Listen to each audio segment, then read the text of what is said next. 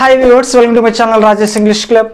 Viewers, ఈరోజు మనం నేర్చుకోబోయేటువంటి 5 words రెడీగా ఉన్నాయి. మరి వీటి గురించి క్లియర్గా మనం తెలుసుకుందాం. ఫస్ట్ వర్డ్ చూద్దాం. First word mid wife. Mid wife, it is a noun. ఇది ఒక నౌన్. వైఫ్ కనపడగానే ఇదేదో వైఫ్కు సంబంధించినటువంటి వొకాబులరీ అని అనుకోకండి. ఇది కంప్లీట్గా డిఫరెంట్. మిడ్ వైఫ్ అంటే మంత్రసాని అని అర్థం. ఇంతకుముందు రోజుల్లో డెలివరీస్ ఎలా జరిగాయో ఒక్కసారి ఆలోచించండి. ఆ రోజుల్లో మోస్ట్లీ డెలివరీస్ అన్నీ కూడా ఇంటి దగ్గరే జరిగేవి. దీంట్లో ఎవరైతే ఎక్స్పర్టో వాళ్ళని పిలిపించేవాళ్ళు, వాళ్ళు ఫ్రీగా డెలివరీ చేసేటువంటి వాళ్ళని మనం మంత్రసానులు అంటాం. అయితే ఈ రోజుల్లో ఒకసారి గమనించారా, ఈ రోజుల్లో వీళ్ళకి అవసరం లేదు, అసలు ఇది చేసేవాళ్ళు కూడా లేరు. బట్ ఆ రోజుల్లో ఉన్నటువంటి లేడీస్ కూడా, ప్రెగ్నెంట్ లేడీస్ కూడా ఆ లేబర్ పెయిన్స్ని తట్టుకునేటువంటి కెపాసిటీ కలిగి ఉండేటువంటి వాళ్ళు. ఎందుకంటే వాళ్ళు ఫిజికల్ వర్క్ అనేటువంటిది బాగా చేసేవాళ్ళు. బట్ ఈ రోజుల్లో అట్లాంటి వర్క్ ఎవరు చేయట్లేదు. ఈ పెయిన్స్ ఎవరు భరించే ఓపిక లేదు. హాస్పిటల్కి వెళ్ళడం, కట్ చేయడం, కోసేయడం, తీసేయడం, అదే జరుగుతూ ఉన్నాయి. సో ఏదేమైనా వీళ్ళ పేరు అనేటువంటిది మనము తెలుసుకుందాం. సో మిడ్ వైఫ్ అంటే మంత్రసాని అనేటువంటి అర్థం. సో మంత్రసాని అండి, మిడ్ వైఫ్ అంటే మంత్రసాని చెప్పాను. ఆ person who assist women in child birth. మరి ఎగ్జాంపుల్ సెంటెన్సెస్ చూద్దాం. ఫస్ట్ది, ద మిడ్ వైఫ్, ఆ mid wife delivered her sister. ఆమె సిస్టర్కి డెలివరీ అనేటువంటిది చేసింది అనేటువంటిది దీని యొక్క మీనింగ్. నెక్స్ట్ సెకండ్ ఎగ్జాంపుల్ చూద్దాం. Gopal's girl friend is a mid wife.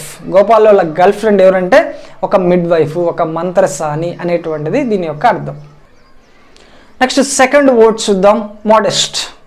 Modest ఏంటి దీని మీనింగ్ అంటే నాట్ ప్రౌడ్, గర్వం లేకుండా ఉండడం, నిగర్విగా ఉండడం, వినమ్రంగా ఉండడం. అన్నిటికీ కారణం తనే అయినా తను కామ్గా తన పని ఏదో చేసుకుంటా పోవడం, నేనేదో గొప్ప చేశాను అనేటువంటి ఫీలింగ్ లేకుండా, వాటిని ప్రదర్శించకుండా కూల్గా, కామ్గా, ప్రశాంతంగా, వినమ్రంగా ఉండేటువంటి ఆ మెంటాలిటీ కలిగినటువంటి వాళ్ళని మోడెస్ట్ అనేటువంటి ఈ అడ్జెక్టివ్ తోటి మనం ఎక్స్ప్లెయిన్ చేయొచ్చు. అయితే దీనికి ఇంకొక మీనింగ్ కూడా ఉందండి. అదేంటంటే నాట్ వెరీ బిగ్, అంత పెద్దది కాకపోవడం, గ్రేట్ ఆర్ ఎక్స్పెన్సివ్. సో అంత గొప్పదిగా అంది చెప్పేటప్పుడు కానీ, అంత ఎక్స్పెన్సివ్గా లేదు అని చెప్పేటువంటి సెన్స్లో కూడా మనము మోడెస్ట్ అనేటువంటి ఈ అడ్జెక్టివ్ని యూజ్ చేయొచ్చు. మరి ఎగ్జాంపుల్ సెంటెన్సెస్ చూద్దాం. ఫస్ట్ది, he was always modest about his role in the project. ఈ ప్రాజెక్ట్లో అతని రోల్ అనేటువంటి చాలా ఉంది, బట్ ఇది ఎక్కడా కూడా అతను చెప్పేటువంటి మెంటాలిటీ కాదు. అంత నిగర్వి, అంత వినమ్రంగా ఉంటాడు అతను అనేటువంటిది దీని యొక్క అర్థం. నెక్స్ట్ సెకండ్ ఎగ్జాంపుల్ చూద్దాం. షీ హ్యాస్ సేవ్డ్, ఆమె దాచిపెట్టిందంట అ మోడెస్ట్ అమౌంట్ ఆఫ్ మనీ. అంటే కొంచెం మనీ, నాట్ వెరీ గ్రేట్, అంత ఎక్కువ కాదు, కొంచెం అమౌంట్ని తను దాచుకుంది అనేటువంటిది దీని యొక్క మీనింగ్. నెక్స్ట్ థర్డ్ వర్డ్ చూద్దాం. Third word douse. డౌస్ ఏంటి దీని మీనింగ్ అంటే pour a liquid over or drench.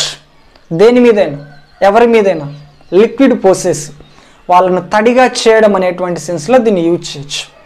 గుర్తుంచుకోండి, డౌస్ అంటే ఒక వ్యక్తి పైన కావచ్చు, ఒక వస్తువు పైన కావచ్చు, దేని మీదైనా లిక్విడ్ని మనం పోసేసి వాళ్ళని వెట్గా మార్చడాన్ని మనము డౌస్ అనేటువంటి ఈ వర్బ్తో మనం చెప్తాం. Pour a liquid over or drench. మరి ఎగ్జాంపుల్స్ చూద్దాం. First example, he doused the car with petrol and set it on fire. Car పైన పెట్రోల్ పోసేసి దాన్ని పెట్రోల్ తోటి తడిపేసి తర్వాత మంట పెట్టి దాన్ని కాల్ చేశాడు అనేటువంటిది దీని యొక్క మీనింగ్. నెక్స్ట్ సెకండ్ ఎగ్జాంపుల్ చూద్దాం. The pumps were started. Pumps అనేటువంటి స్టార్ట్ అయ్యాయి అండ్ ద క్రూ అంటే ఆ సిబ్బంది బిగాన్ టు డౌస్ ద ఫైర్. ఇక్కడ డౌస్ ద ఫైర్ అంటే మంటలను ఆర్పడానికి ప్రయత్నించడం, వాటర్ని పోసి మంటలను ఆర్పడానికి ప్రయత్నించడాన్ని మనము డౌస్ ద ఫైర్ అనేటువంటిది చెప్పొచ్చు. ఓకేనా. నెక్స్ట్ ఫోర్త్ వర్డ్ చూద్దాం. Fourth word stoop. Stoop. Stoop అంటే ముందుకు వంగు అనేటువంటి మీనింగ్. మనకు టాప్ ఆఫ్ ఉంది కదా, సో పైన ఉన్నటువంటి మన ఈ బాడీని పై ఆఫ్ను అలా ముందుకు వంచడాన్ని మనము స్టూప్ అనేటువంటి ఈ వర్బ్తో చెప్పొచ్చు.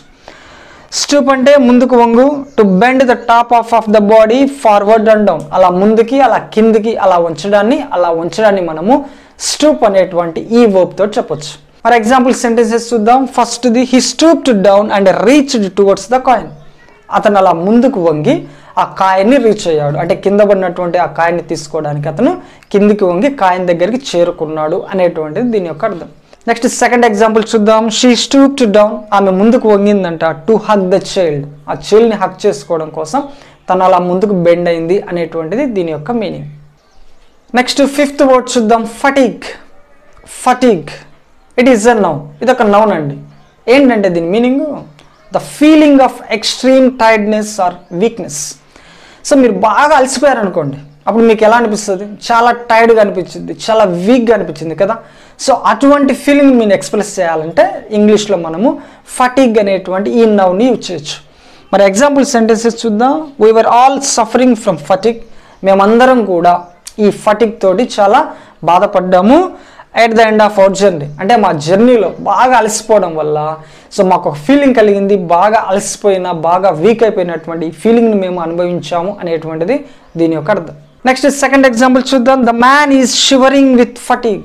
ఆ మనిషి బాగా వణుకుతా ఉన్నాడు విత్ ఫటీగ్, అంటే బాగా అలసిపోవడం వల్ల బాగా వీక్ కావడం వల్ల తను బాగా వణుకుతున్నాడు అనేటువంటిది దీని యొక్క అర్థం. సో ఇవ్వండి ఈరోజు మనం నేర్చుకున్నటువంటి 5 words. మరొక వీడియోలో కలుసుకుందాం. Bye bye.